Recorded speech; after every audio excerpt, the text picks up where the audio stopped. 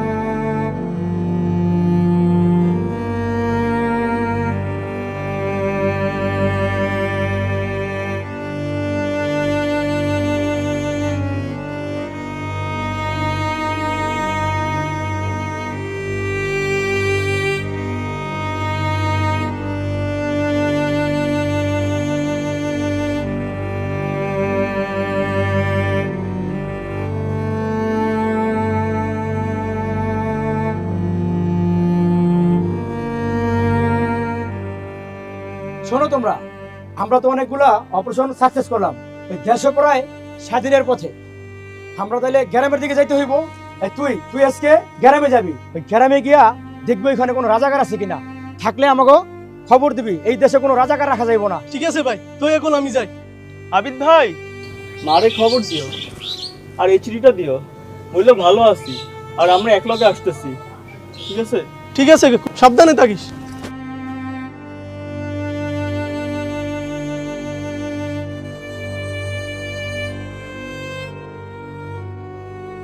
খোকা, ভাবিস না, আমরা তো যাচ্ছি বাড়িতে। হ্যাঁ চল, তাহলে আমরা ক্যাম্পে যাই। চল চল চল চল।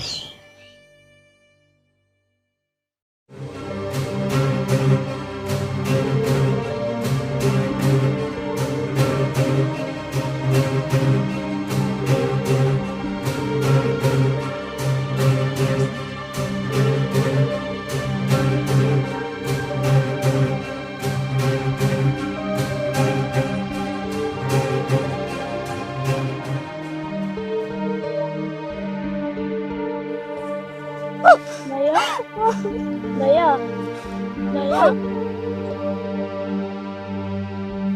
ভাইয়া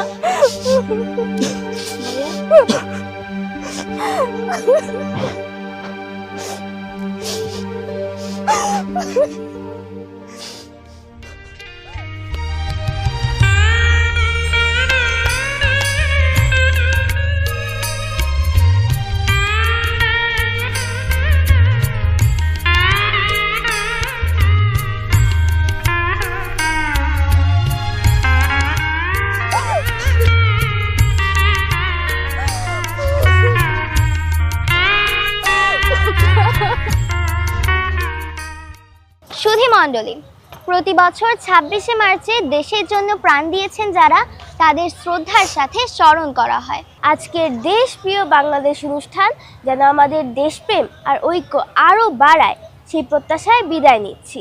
সবাইকে স্বাধীনতার দীপ্ত শপথের শুভেচ্ছা।